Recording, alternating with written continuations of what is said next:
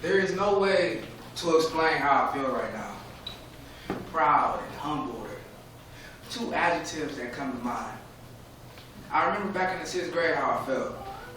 Deprived. I felt deprived of my education. Or in other words, a challenge.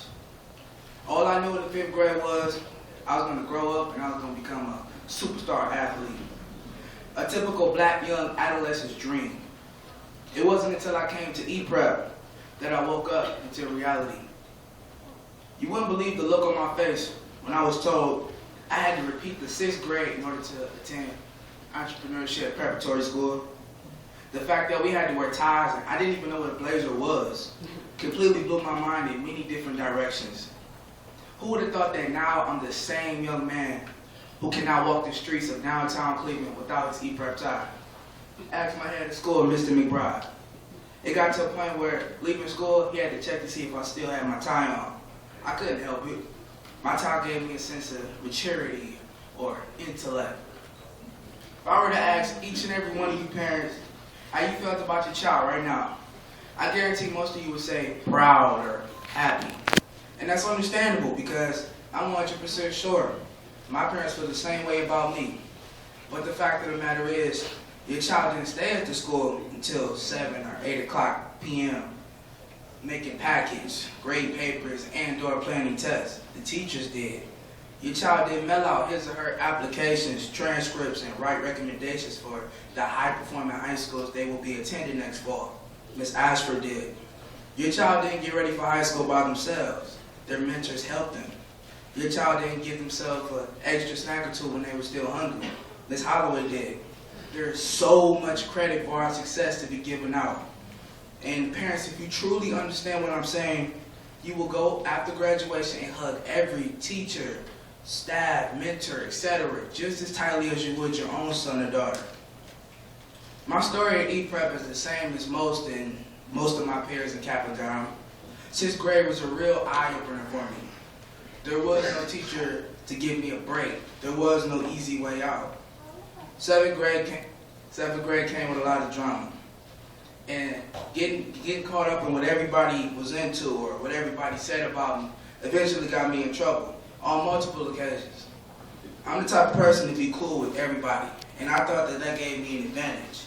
I feel like people wouldn't test my waters, but to me, it comes down to a simple equation. Them testing me plus my reaction equals trouble. The same equation got me caught up this year, the year where I was supposed to be a role model in the school. But some days I still find myself being the only 8th grader in detention. It wasn't until towards the end of the year where my detention started to dwindle down. In the 6th grade, I planned on going to John Hay. I changed my mind at the 8th grade high school fair when the student approached me about a school called St. Ignatius. I reluctantly approached the door, hearing that it was an all-boys school. I heard about all the benefits, and to me, I thought, St. Ignatius is my destiny. Had that student never approached me about St. Ignatius, I would have never even thought of looking at the door.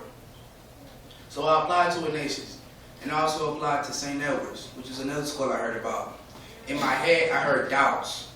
It was like I wasn't good enough to sit next to an Ignatius kid. The most belittlement came from me, and that was the sad part.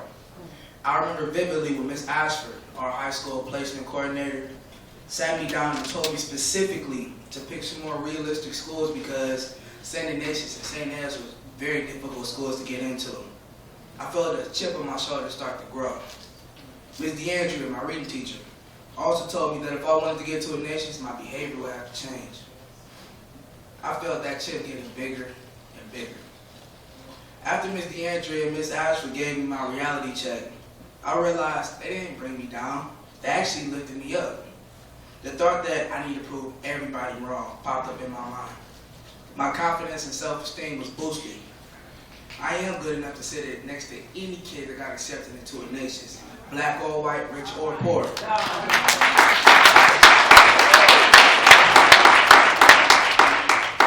Now look at me.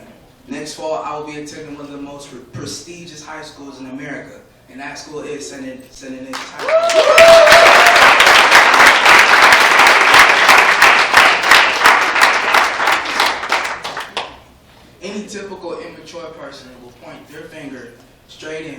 managers, Miss Ashford, my parents, and during my friends' faces and scream, "Ha ha, I made it in your face. I proved you all wrong." But D'Angelo has a sense of maturity now. The only thing I can say to the people that doubted me is, thank you.